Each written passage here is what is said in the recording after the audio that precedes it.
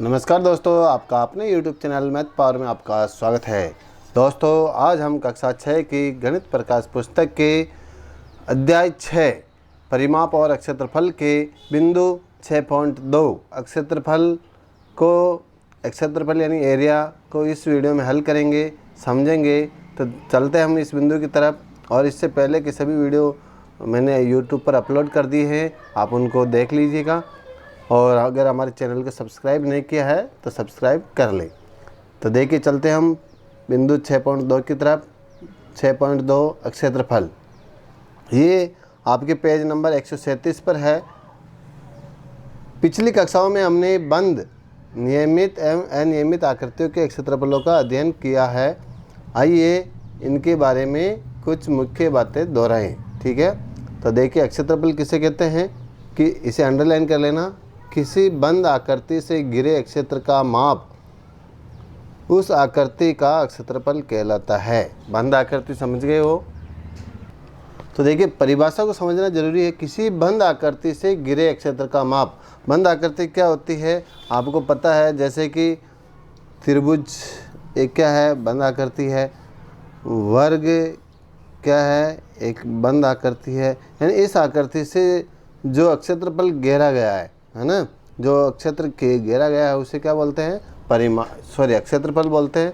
जैसे ये match box, मैं इस मैच बॉक्स को यहाँ रखता हूँ, ठीक है, इसे समझना ध्यान से। अब इस मैच बॉक्स द्वारा कितना एरिया घेरा गया वो क्या कहलाता है, क्षेत्रफल। जैसे मैं इसके चारों तरफ पेंसिल घुमाता हूँ,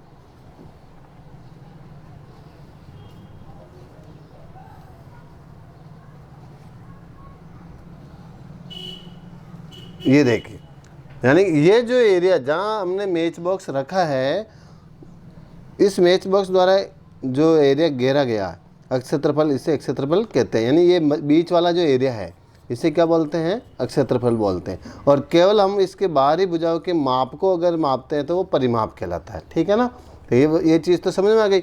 अब देखिए, ये मैच बॉक्स क्या है, एक आयताकार है।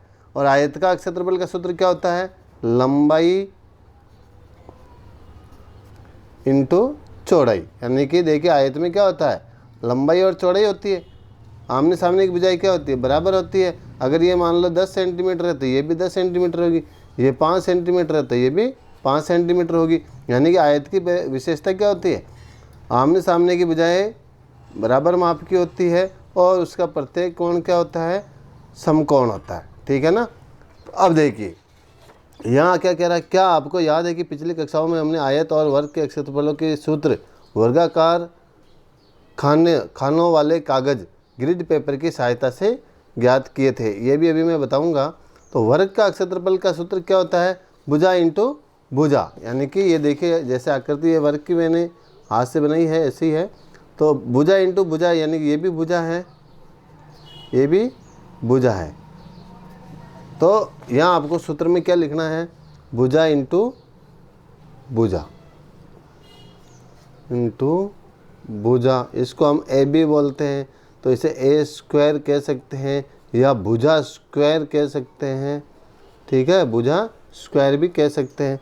यानी कि या तो आप डायरेक्ट भुजा इंटू भुजा कर दो, या ए स्क्वायर बोल दो, या भुजा स्क्वायर कर दो। आयत का क्षेत्रफल तो क्या होता है, लंबाई इंटू चौड़ाई, लंबाई इंटू चौड़ाई होता है। ये आपके सूत्र हो गया। ठीक है, इसे एल इंटू बी भी लिखते हैं हम अंग्रेजी में। फिर देखिए नीचे अध्यापक टिप्पणी। अध्यापक टिप्पणी क्या कह रही है, वर्गाकार खानों वाले कागज यानी ग्रिड पेपर, जिसे हम ग्राफ पेपर बोलते हैं, की सहायता से एक आयत और एक वर्ग के क्षेत्रफलों को ज्ञात करने में विद्यार्थियों की सहायता कीजिए। विद्यार्थियों को वर्गाकार ग्रिड पेपर दीजिए और उन्हें सूत्र तक पहुंचने दीजिए। ठीक है, इसको हम थोड़ा कर लेते हैं। देखिए, वर्गाकार ग्रिड पेपर है। वर्गाकार का मतलब इसका जो एक खाना है, ये जो है ये पूरा क्या है, एक वर्गाकार है। ठीक है, अब जैसे मैं यहाँ एक बना दूँ वर्ग, क्या बना दूँ, वर्ग। वर्ग कैसे बनता है, तो देखिए आप, जैसे मैंने 3 बॉक्स लिए हैं, यहाँ से 1 2 3 वाला हो गया, गहरी लाइनों का। वापस इधर भी मैं क्या ले लूँगा, 3। तो हमारे ये वर्ग जो होगा, इसका सूत्र कैसे बनता है वो देखते हैं हम। 1 2 यहाँ आएगा, ये लाइन यहाँ आएगी, ये देखिए। अब देखिए यहाँ एक ये बॉक्स हो गया ये वाला, फिर ये 3 एक साथ यहाँ हो गए, 3 3 है ना। फिर ये देखिए, ठीक है, ये बीच वाली लाइन आप हटा देना। अब देखिए इसमें क्या होता है, 3 वर्ग इधर से पर साइड पे कितने हो रहे हैं, 3। एक ये हो गया, एक ये छोटा हो गया, एक ये बड़ा हो गया, यानी कि 3 समान आकार के 3 इधर हो गए, वापस 3 इस भुजा पे, यानी कि प्रत्येक भुजा पे क्या है आपके 3 3 बॉक्स। अब अगर आप देखिए 3 बॉक्स इधर 3 बॉक्स इधर है ना, इनको गुणा करते हैं, वर्ग का क्षेत्रफल का सूत्र क्या था, भुजा इंटू भुजा, यानी 3 3 का 9 होता है। यानी ये क्या बता रहा है कि इसके अंदर इस आकार के 9 बॉक्स है। कितने हैं, देखिए 1 2 3 4 5 6 7 8 9 है कि नहीं है। तो ये इसका क्या हो गया, अक्षेत्रफल हो गया। अब जैसे मैं यहाँ आयत बनाता हूँ, तो मैं आयत यहाँ बना रहा हूँ, जैसे 2 बॉक्स तो ले लेता हूँ ऐसे, ये, और 3 ले लेता हूँ मैं ऐसे। तो ये देखिए आयत बन गया, एक बॉक्स की लाइन ये और एक की ये, तो 1 2 3 4 5 6 बॉक्स कुल हो रहे हैं ना। अब इसका अक्षेत्रफल का सूत्र क्या होता है, तो इधर कितने बॉक्स है 3, इधर कितने बॉक्स है 2, 3 दूनी 6, यानी कि लंबाई इंटू चौड़ाई होता है ना अपना सूत्र, तो 3 इंटू 2 हो जाएगा, बराबर क्या हो रहा है 6, और इसमें कितने हैं 6। बस यही आपका अक्षेत्रफल है, इसी प्रकार हम ज्ञात करते हैं। अब देखिए, आइए इन उदाहरणों से जुड़ी वास्तविक जीवन की कुछ समस्याओं को देखते हैं। उदाहरण, एक फर्श 5 मीटर लंबा और 4 मीटर चौड़ा है। 3 मीटर भुजा के वर्गाकार कालीन फर्श पर बिछा दी जाती है। कालीन रहित फर्श का क्षेत्रफल ज्ञात कीजिए। देखिए 5 मीटर तो लंबा है, क्या है, जैसे ये 5 मीटर लंबा हो गया और 4 मीटर इसको क्या कर दिया चौड़ा, यानी ये क्या बन गया, एक आयताकार फर्श है। ये फर्श कैसी हो गई, आयताकार, ठीक है, यानी 5 मीटर लंबा 4 मीटर। अब ये कह रहा है यहाँ 3 मीटर भुजा की वर्गाकार कालीन, 3 मीटर भुजा की वर्गाकार कालीन बिछानी है। अब देखिए कालीन आप इसके बीचों बीच में बिछा सकते हैं, इसके कॉर्नर पे बिछा सकते हैं, इस कॉर्नर पे बिछा सकते हैं, या आप इसको एक साइड में बिछा सकते हैं। यानी इस फर्श के ऊपर कहीं पे भी जो वर्गाकार कालीन है 3 मीटर वर्गाकार, यानी कि ये 3 इधर चौड़ा होगा तो वर्गाकार होगा, सॉरी आयताकार बन गई, ये मान लीजिए ये वर्गाकार, 3 इधर 3 इधर 3 इधर है ना, ये वर्गाकार। अब आपको क्या है, ये वाला पूरा एरिया ज्ञात करना बार का, ठीक है ना, ये आपको बताना है। और ये क्या है, कालीन हो गई। तो अब देखिए कैसे करते हैं, यह बता रखा है कि फर्श की लंबाई कितनी है 5 मीटर, फर्श की चौड़ाई कितनी है 4 मीटर, फर्श का क्षेत्रफल क्या हो जाएगा, लंबाई इंटू चौड़ाई, 5 इंटू 4 तो 20 वर्ग मीटर हो गया। वर्गाकार कालीन की लंबाई क्या हो जाएगी 3 मीटर, तो वर्गाकार कालीन जो है, कालीन का क्षेत्रफल क्या हो जाएगा, लंबाई इंटू लंबाई, यानी कि 3 इंटू 3 तो बराबर 9 वर्ग मीटर। 20 में से 9 घटा देंगे, अतः कालीन बिछे हुए फर्श का क्षेत्रफल तो हो गया 9 मीटर, 9 वर्ग मीटर बोला जाएगा। इसलिए फर्श के उस भाग का क्षेत्रफल जिस पर कालीन नहीं बिछा है वह है फर्श का क्षेत्रफल। कालीन बिछे फर्श का क्षेत्रफल 20 वर्ग मीटर माइनस 9 वर्ग मीटर, यानी कि इस पूरे फर्श के क्षेत्रफल में से हम कालीन के क्षेत्रफल को घटा देंगे तो ये बचा हुआ जो फर्श है इसका क्षेत्रफल आ जाएगा। तो ये कितना आ गया आपके 11 वर्ग मीटर। अब देखिए उदाहरण नंबर 2, ये कह रहा 12 मीटर लंबे और 10 मीटर चौड़े भूखंड के चारों कोनों पर 4 मीटर भुजा की 4 फूलों की वर्गाकार क्यारियाँ बनी हैं। क्यारियों को छोड़कर शेष भूखंड का क्षेत्रफल ज्ञात कीजिए। तो 12 मीटर इंटू 10 मीटर, ठीक है, और वर्गाकार जो कोने हैं उसके ऊपर 4 मीटर की 4 फूलों की क्या है, वर्गाकार क्यारियाँ हैं, यानी कि ये देखिए आयताकार है, वो भी क्या है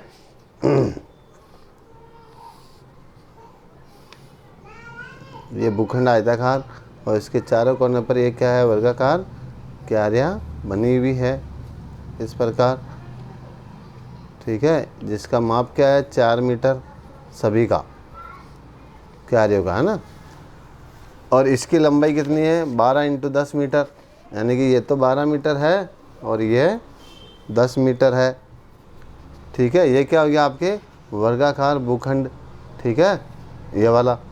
अब ये कह रहा है कि इन क्यारियों को अक्षेत्रफल को घटा देंगे, यानी कि पूरा अक्षेत्रफल है क्यारियों के अलावा जो ये भूखंड है ना, इसका अक्षेत्रफल बताना है। तो कैसे ज्ञात करेंगे भैया?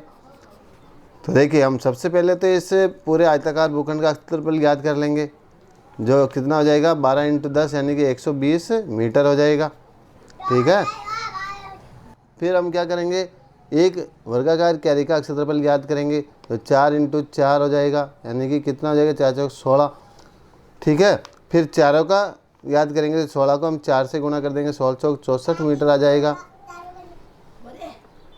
तो अब देखिए, इस उदाहरण को भूखंड की लंबाई लिखेंगे हम पहले 12 मीटर, भूखंड की चौड़ाई जिसे वेट बोलते हैं 10 मीटर। संपूर्ण भूखंड का क्षेत्रफल क्या हो जाएगा, लंबाई इंटू चौड़ाई, तो 12 × 10 मीटर कितना हो गया 120 वर्ग मीटर। फिर चारों फूलों की क्यारियों में प्रत्येक क्यारी की भुजा की लंबाई क्या है, 4 मीटर दे रखी है। फूलों की क्यारी का क्षेत्रफल भुजा इंटू भुजा होता है साइड इंटू साइड, तो 4 × 4 बराबर 16 वर्ग मीटर। 4 फूलों की क्यारियाँ हैं तो 4 से गुणा कर देंगे एक क्यारी के क्षेत्रफल को, तो 64 वर्ग मीटर आ गया। अतः शेष भूखंड का क्षेत्रफल संपूर्ण भूखंड के क्षेत्रफल में से 4 फूलों की क्यारियों का क्षेत्रफल घटा देंगे। तो संपूर्ण भूखंड का क्षेत्रफल कितना है 120 वर्ग मीटर, उसमें से हमें चारों का कितना आया है 64 वर्ग मीटर को घटा देंगे, तो क्या आ गया आंसर 56 वर्ग मीटर। यानी कि ये जो बचा हुआ भूखंड है क्यारियों के अलावा, इसका क्षेत्रफल कितना आया है अपने 56 वर्ग मीटर। अब देखिए, आइए पता लगे कि जो 4 प्रश्न है इसको हम इसी वीडियो में हल कर लेते हैं। अब देखिए आपका, आइए पता लगे कि पहला प्रश्न है, ये पेज नंबर 138 पर है। 25 मीटर लंबे आयताकार बाग का क्षेत्रफल 300 वर्ग मीटर है, इस बाग की चौड़ाई क्या है? ठीक है, तो इसको हम कैसे हल करेंगे, देखिए नोटबुक में।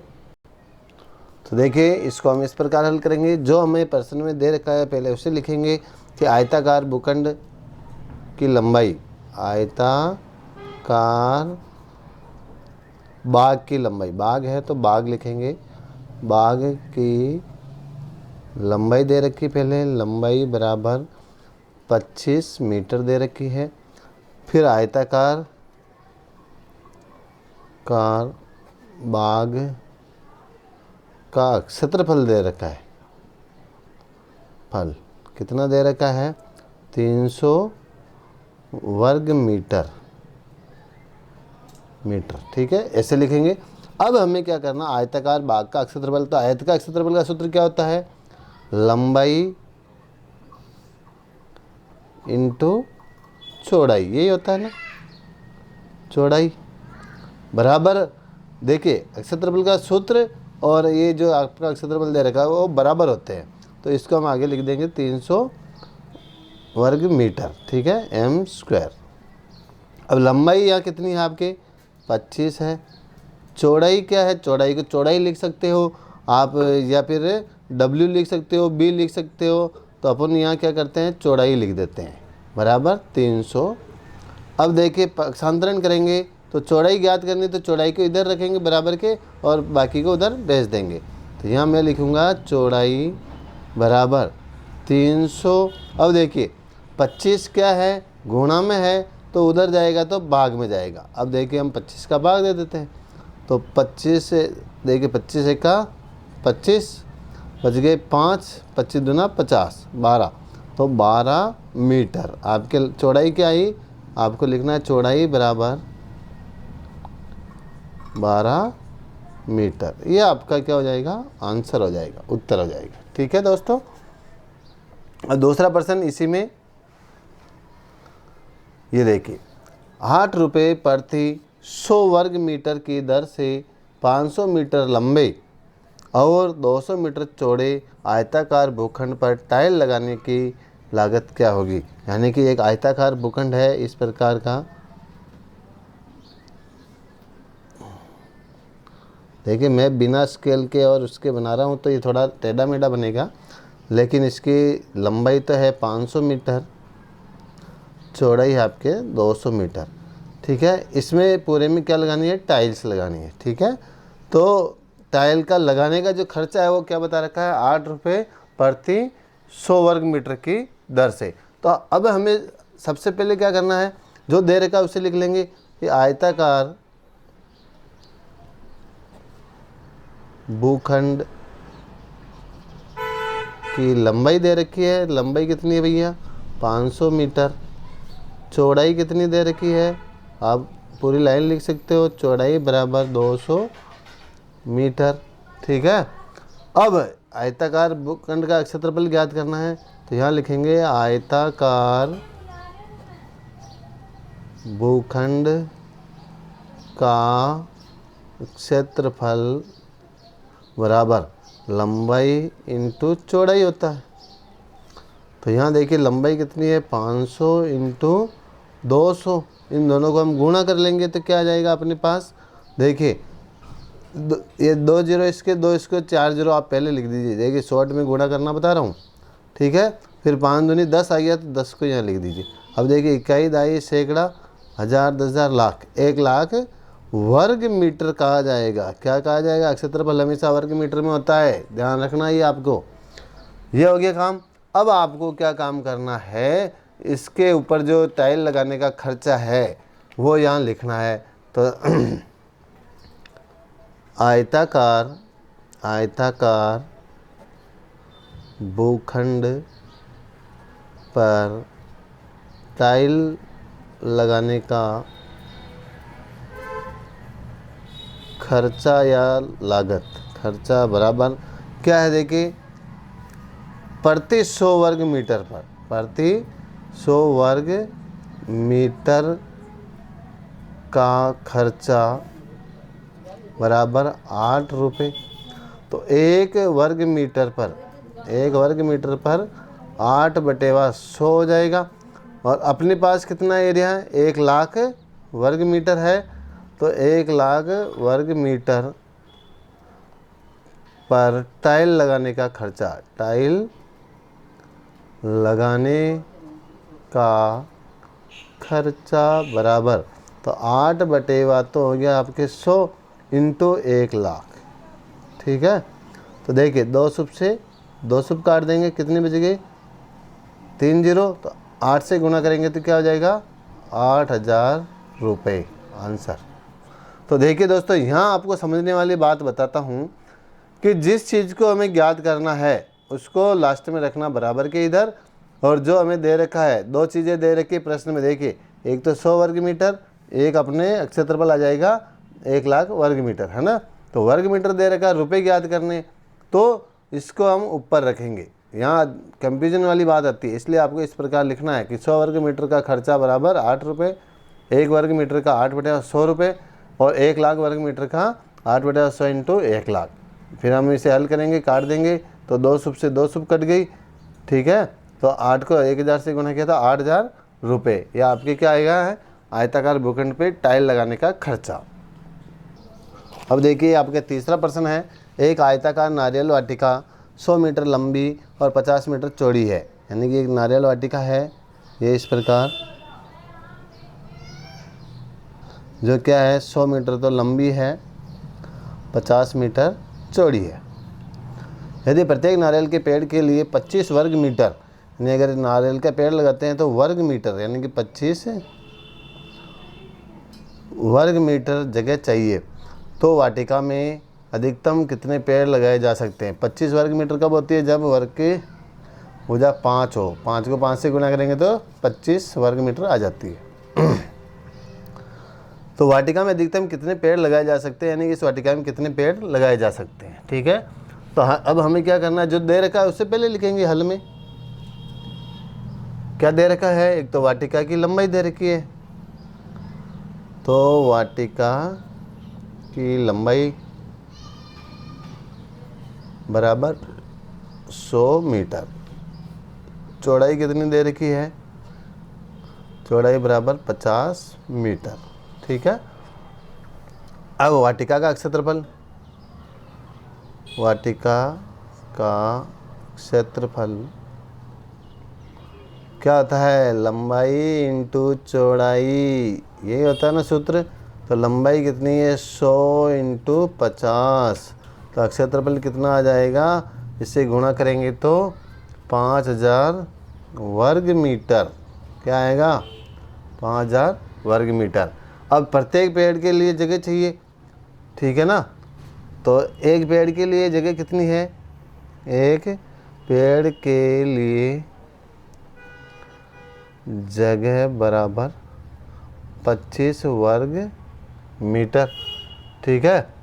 तो अधिकतम पेड़ों के लिए जगह कितनी हो जाएगी आपके?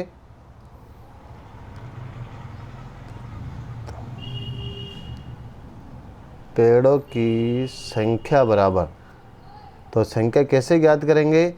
वाटिका का कुल क्षेत्रफल कुल क्षेत्रफल में एक पेड़ की जगह का क्या दे देंगे? एक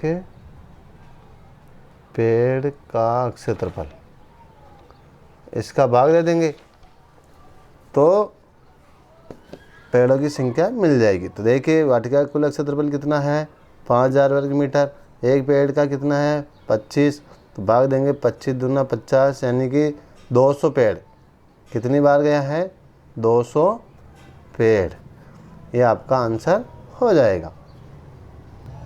देखिए बच्चों, चौथा प्रश्न, नीचे दी गई आकृतियों को आयताकार भागों में बांटकर उनके क्षेत्रफल ज्ञात कीजिए। सभी माप मीटर में दिए गए हैं, यानी कि ये जो भी माप है ये किस में है? मीटर में है, ठीक है। आयताकार भागों में बांटना है, यानी कि आप चाहो तो देखिए मैंने जिस प्रकार बांटा है इसको सीधे सीधे, यानी एक भाग ये कर दिया हमने, दूसरा देखिए यहाँ कर दिया मैंने, ठीक है। तीसरा देखिए मैंने इसको यहाँ से यहाँ कर दिया, इस प्रकार। तो ये भी आयत हो गया। इसमें एक आयत, इसे ए नाम दे दिया, बी नाम दे दिया, सी दे दिया, डी दे दिया, ठीक है। ये हो गया।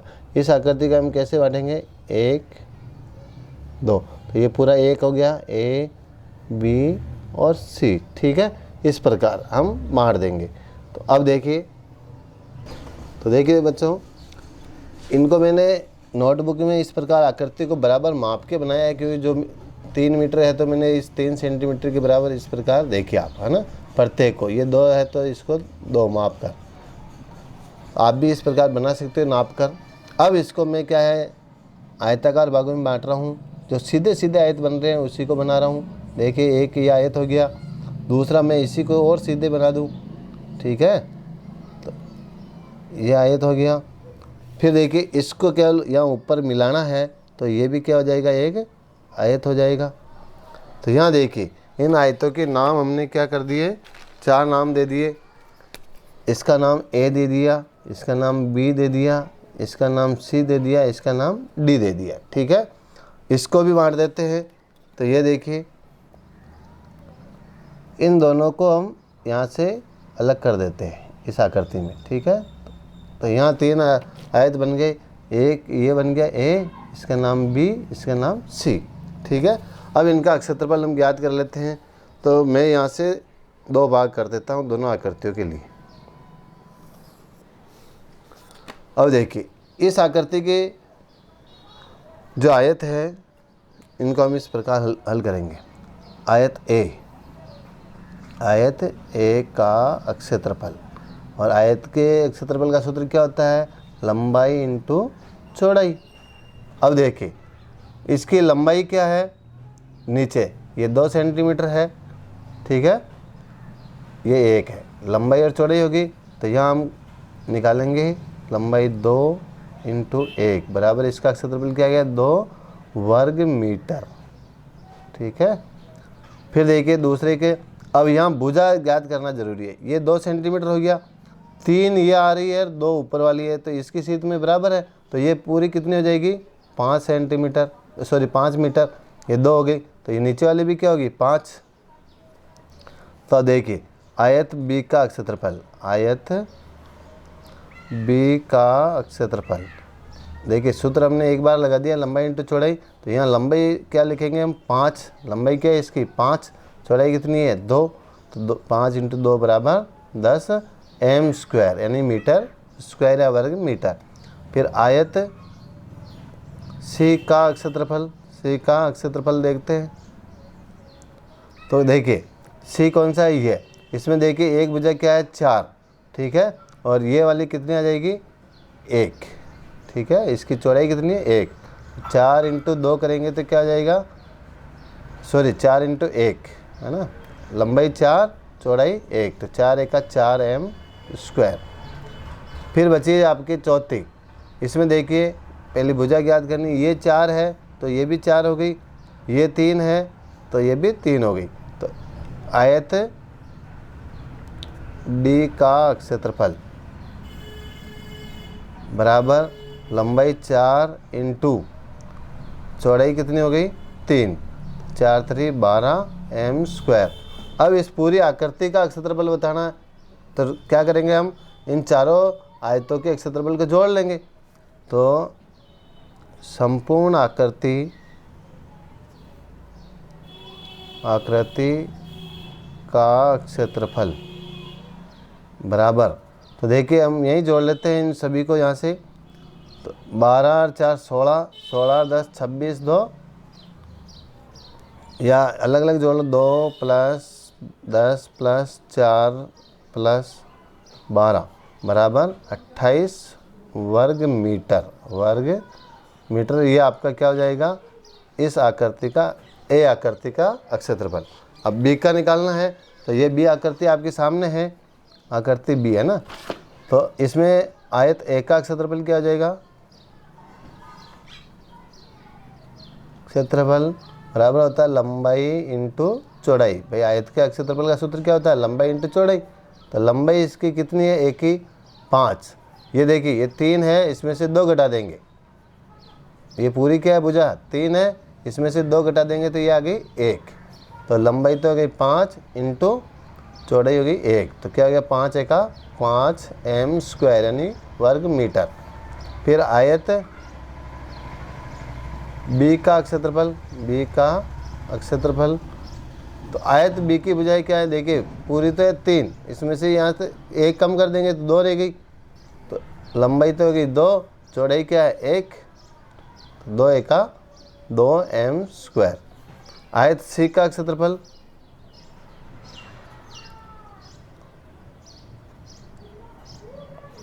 देखिए सी का भी सेम ही है, 2 इंटू 1 बराबर 2m²।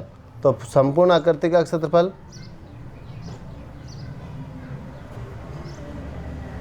आकृति का क्षेत्रफल, देखिए तीनों आयतों को a + b + c करेंगे आ जाएगा। तो a कितना है आपके 5 + b का कितना आया है 2 + c का कितना है 2, तो 9 वर्ग मीटर।